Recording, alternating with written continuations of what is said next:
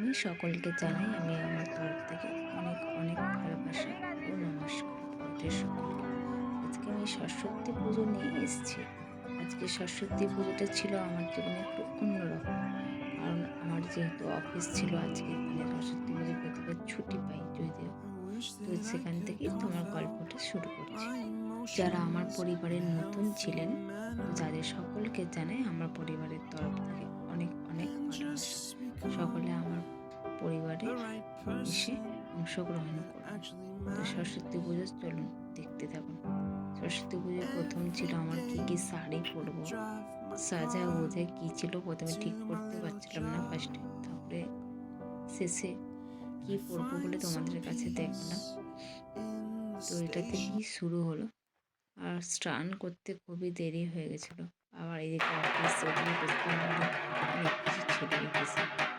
তো আমি আমার স্কুলে চলে এসেছি একবারে, কারণ মাঝখানে ড্রেসটা কত পুরনো আমার স্কুল। আমি ছোটোবেলা থেকে এই স্কুলেই আমি বড় হয়েছি, পড়াশোনা সব কিছু। তো স্কুলটা খুব মিস করছিলাম। তো সরস্বতী পুজোয় একবার হলেও যাই। তো এবছরও গিয়েছিলাম অফিস যাওয়াটা একটু আগে। তো ওখান থেকে আমাদের বাস স্ট্যান্ডে বাস ধরে আমি অফিস ছেড়েছিলাম। তো অফিস থেকে কীভাবে যাবো এবার দেখতে থাকো। তো স্কুলটাতে বেশ সুন্দর মজা করছিলাম, বাচ্চাগুলোকে দেখছিলাম, পাতা লাগাচ্ছিলো, ওদেরকে একটু হেল্প করছিলাম। বেশ একটু আনন্দ হলো, অনেকটা টাইম অনেক পুরনো টিচার্সদেরকে দেখতে পেলাম, শিক্ষক শিক্ষিকা সকলকে। তো অনেক অনেক অনেক আনন্দ পেলাম। অনেক বন্ধুদেরকে দেখলাম, অনেক বাচ্চাগুলোকে দেখে আমার বেশ মনটা ভরে যাচ্ছিলো, যে ওদেরকে দেখে আমাদের ছোটোবেলাটা মনে পড়ছিল। তো এইভাবেই আমাদের শুরু। দেখুন এবার পুজো, এবং ওইদিকে ঢাক পাচ্ছি, তার সাথে হোম হচ্ছে, পুষ্পাঞ্জলি দেওয়া হলো। একবারে ডিরেক্টলি আমার ব্রাঞ্চে প্রথমবার আমি শাড়ি পরে এসেছি। তো সবার রিয়াক্টটা দেখতেই পাচ্ছ তোমরা। আমারও একটু প্রথমে লজ্জা লজ্জা লাগছিলো, যদিও কোনো আমি পরে যাইনি। তো যাই হোক, সবাই বেশ আনন্দ করছিল আর সবার খুব পছন্দ হয়েছিল। এবং আমার স্যার এটা হচ্ছে, তো স্যাররা প্রত্যেকে ভীষণ ভালোবেসেছিল এবং আমি বলেছি খুব সুন্দর লাগছিল। তো আমার খুব আনন্দ হচ্ছিল। তারপরে ব্রাঞ্চ থেকে, যেখানে ব্রাঞ্চে যারা যারা ইনভাইট করেছিল, তো তাদের প্রত্যেক কাছে আমরা সবাই গিয়েছিলাম স্যারকে নিয়ে। তো বসে ওদের সাথে কাটিয়েছি খুব আনন্দ করে। শেষ হয়ে প্রথমে অফিস থেকে শুরু করে সরকার থেকে দেখলাম কি বলবো তোমাদেরকে, তো ভালো দেখতাম খুব খুব মজা আসছে। কিছু আমার দাদাকে স্যারদের সাথে টিভির সাথে যেখানে ইনভাইটেশন ছিল, আরো প্রচণ্ড পরিমাণে সবাই বলছিল আমাদেরকে যে খেতে, কিন্তু আমরা কোথাও খাবার খেতে পারিনি, কারণ সময় ছিল না আমাদের কারোর কাছে এতগুলো জায়গা যেতে হবে বলে। তো সবার কাছে কিছু না কিছু একটু করে, কোথাও প্রসাদ খেয়েছি, কোথাও মিষ্টি, কোথাও একটু গল্প করে চলে এসেছি। শেষে বেশ দেখতে পাবেন আপনারা কী হয়েছে। তো তারপরে কিছু ছবি তুলেছি মাঝখানে, ওইদিকে স্যার একটু গল্প করছিল, আমরা ওইদিকে চলে, তারপরে বেরিয়ে পড়লাম আবার একটা পরের স্কুলে গেলাম। কোনো একটা পাড়ার ঠাকুর ছিল ওখানে। তো বেশ নতুন জায়গা, তো তাই ভীষণ ভীষণ আনন্দ পাচ্ছিলাম। জীবনে প্রচণ্ড প্রচণ্ড ফিল করলাম যে অফিস স্টাফ হিসাবে যে কতটা আনন্দ পাওয়া যায় সবাই মিলে। তো প্রত্যেকে ধরো দেখা আর একটা পাড়ার ঠাকুরই, ওদের ওখানে আমাদের নেমন্তন্ন, খুব সুন্দর আলপনাটা দিয়েছে, ভীষণ পছন্দ হচ্ছিল। এরই পাশে, এই সরস্বতী ঠাকুরটার পাশে একটা চাটনি বলে জায়গা আছে। তো দেখো সেই ঠাকুরটা দেখার পর সেখানে একটু গল্প করছিলাম বসে বসে আমরা সবাই। আর আমি ওখানে ভেবেছিলাম একটু পুষ্পাঞ্জলিও দেবো ওখানে, আরেকবার তো আর দিইনি, একবার দিয়েছিলাম না। তো এবছর আর দেওয়া হলো না। তারপর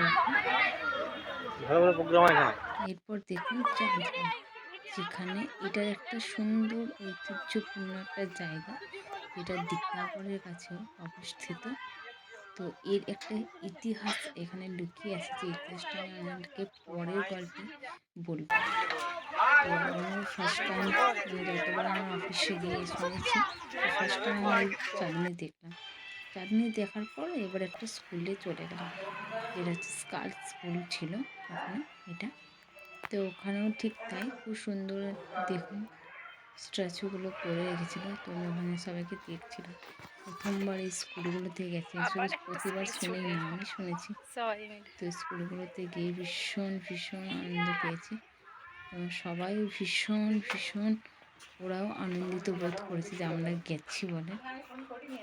তো তারপরে সব জায়গায় স্কুলের বড় দিদিমণি, যেটাকে বলা হয় আমাদের বড়দি আমরা বলি, তো ওনারা আমাকে প্রসাদ দিচ্ছিল। ঠাকুরগুলো দেখুন কি সুন্দর মূর্তিগুলো হয়েছিল। এবার এলাম বয়েজ সোজা, তোমাদেরকে মাঝখানে কিছু কিছু জিনিস দেখানো হয়।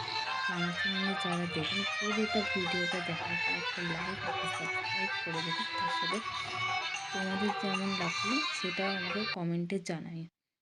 তো এই স্কুলটাতে আমরা আর খাওয়াটা বাঁচাতে পারিনি, কারণ স্কুলের গেটে গিয়েও হেড টিচার আমাদেরকে ধরে নিয়ে গেছে যে খেতেই হবে।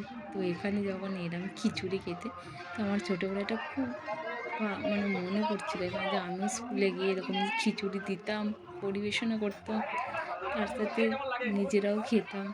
তো এখানটা দেখে বেশ এবছরও ঠিক তাই সেম জিনিসটাই আমাদের মা সরস্বতী পূর্ণ করেছে। তো এবছরও এটাতেও ভীষণ আনন্দ পেয়েছি আমি। নতুন একটা বেশ সুন্দর ফিল করলাম আমরা সবাই। দেখতেই পাচ্ছ আমার গলায় আইডি কার্ডটা এখনো খুলিনি।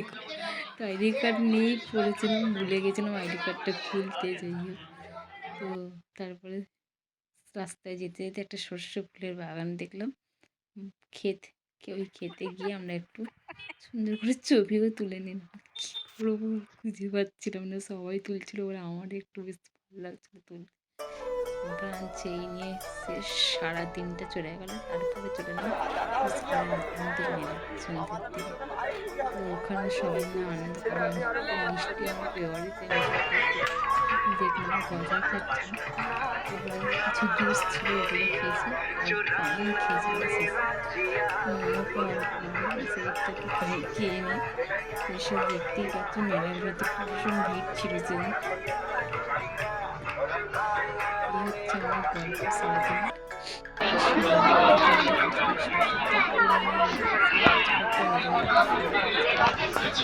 কিছু বন্ধুকে মিস করছিলাম, যেগুলো আমার ছোটোবেলার ভীষণ ভালো বন্ধু ছিল, তাদের ছাড়া মানে আমার সারা দিনটা যেত না। বুঝতে বলুন বা আমার স্কুলের ফ্রেন্ডস বলুন, সরস্বতী পুজো মানে তাদের সাথে আমার দেখা হবে এরকম একটা ছিল। তো এবছর একটা নতুন অভিজ্ঞতা নিয়ে শেষ করলাম গল্প।